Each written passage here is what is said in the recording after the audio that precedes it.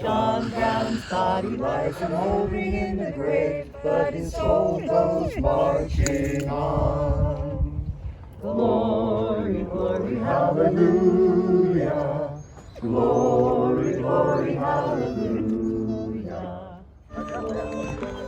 We're all here on President's Day to honor Owen Brown and all that he and his family did for the cause of abolitionism, and also the fact that the Browns they were the spark that started the Civil War.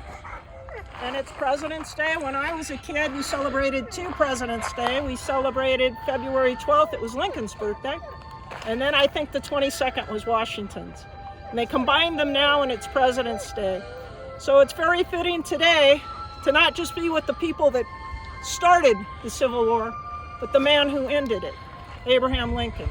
So behind me is an American flag with 35 stars. That's how many stars were on the flag when Abraham Lincoln died. And so I think it's all fitting. We have some great speakers today, and I just want to thank LA County for creating the committee to save this site, and for the Cantwell Anderson organization that bought this property and that will donate it to a conservancy. And we have Stephanie Hardy here, and she is married to Tim Cantwell Anderson. So we're very fortunate. It's a beautiful day. It didn't rain. And so I'm going to turn it over to Michelle Zach, and she's going to proceed and introduce people. And thank you so much all for coming. It's great. And I'm going to turn off the music. Thank you. Thank you, Marietta, and thanks everyone for coming. I'm Michelle Zach. I'd like to recognize Marietta Cruels and John Burton, and we have another member who isn't here. We're tasked with 4 simple things to restore the gravesite. We've done that.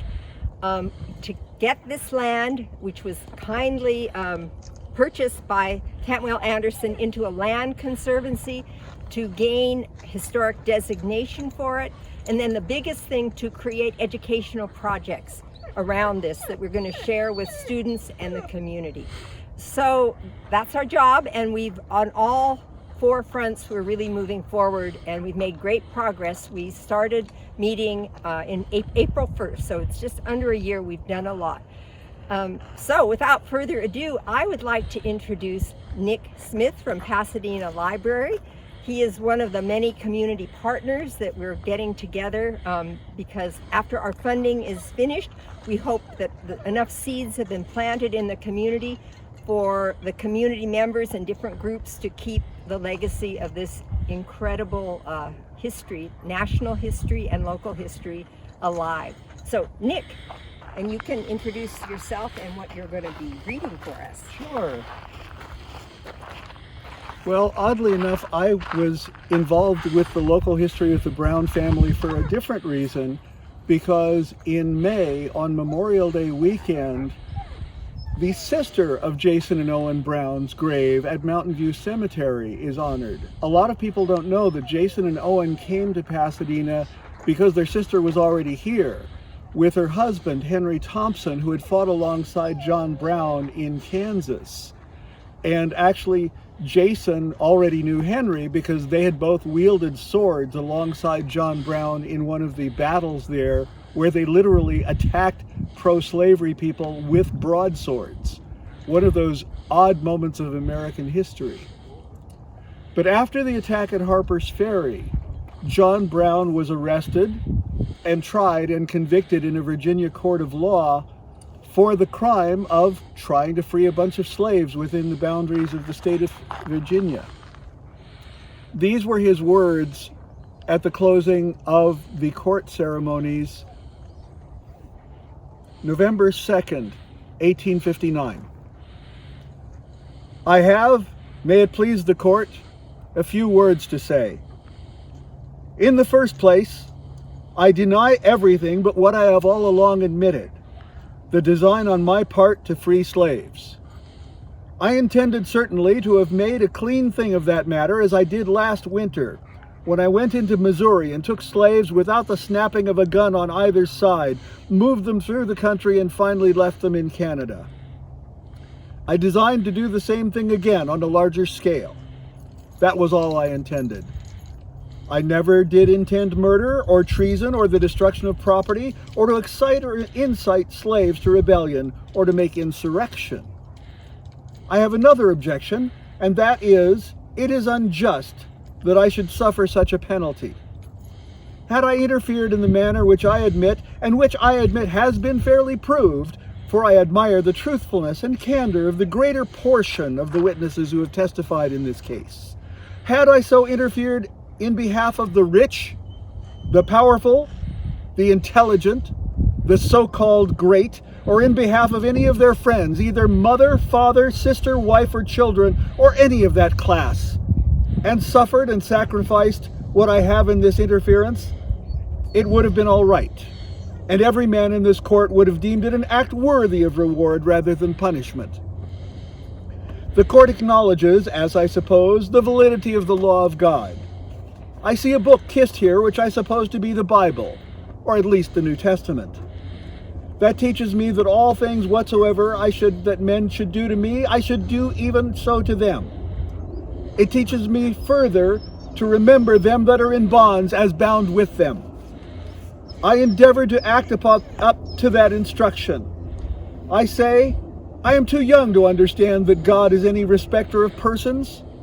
I believe that to have interfered as I have done, as I have always freely admitted I have done, in behalf of his despised poor, was not wrong, but right.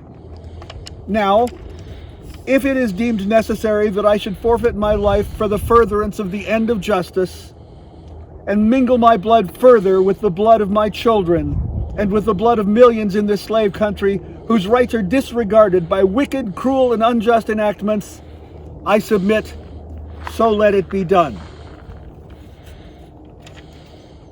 Let me say one word further. I feel entirely satisfied with the treatment I have received on my trial. Considering all the circumstances, it has been more generous than I expected. I feel no consciousness of my guilt. I have stated from the first what was my intention and what was not. I never had any design against the life of any person, nor any disposition to commit treason, or excite slaves to rebel, or make any general insurrection. I never encouraged any man to do so, but always discouraged any idea of that kind. Let me say also a word in regard to the statements made by some of those connected with me. I hear it has been said by some of them that I have induced them to join me, but the contrary is true. I do not say this to injure them, but as regretting their weakness. There is not one of them but joined me of his own accord, and the greater part of them at their own expense.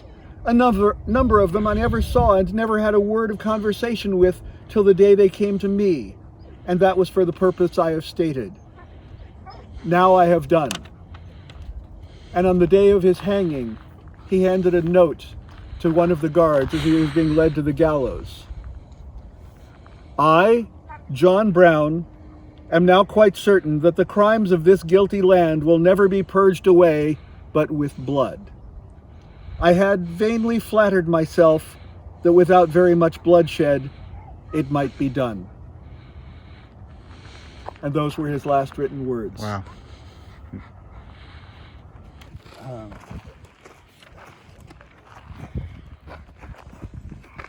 So this continues the story, and I'm going to let the word speak for itself.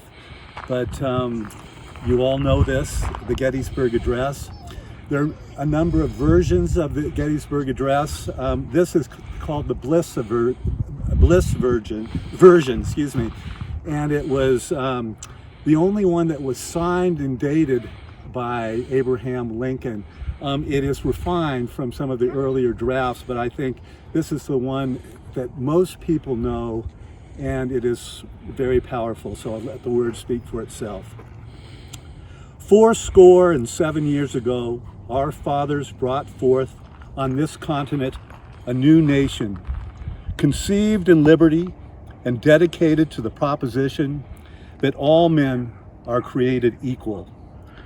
Now we are engaged in a great civil war, testing whether that nation or any nation so conceived and so dedicated can long endure.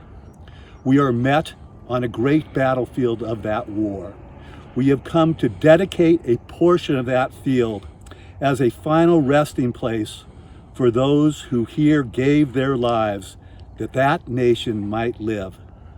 It is altogether fitting and proper we should do this. But in a larger sense, we cannot dedicate, we cannot consecrate, we cannot hallow this ground. The brave men, living and dead, who struggled here have consecrated it, far above our poor power to add or detract.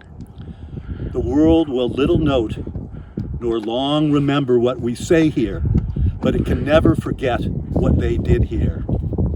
It is for us, the living, rather to be dedicated here to the unfinished work which they who fought here have thus far so nobly advanced.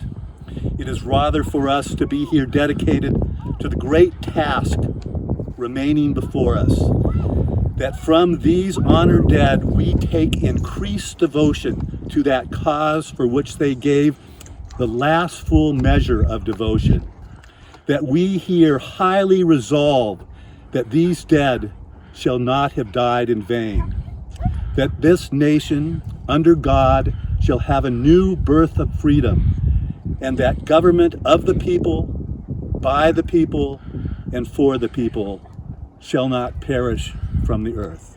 Eyes have seen the glory of the coming of the Lord. He is trampling out the vintage where the grapes of wrath are stored. He has loosed the faithful lightning of his terrible sword. His truth is marching on. Glory, glory, hallelujah. Glory, glory, hallelujah. Glory, glory, hallelujah. His truth is marching on. I've seen him in the watchfire of 100 circling camps. They have builded him an altar in the evening dews and dance. I can read his righteous sentence by the dim and flaring lamps. His day is marching on. Glory, glory, hallelujah. Glory, glory, hallelujah. Glory, glory, hallelujah. His truth is marching on. His truth is marching on.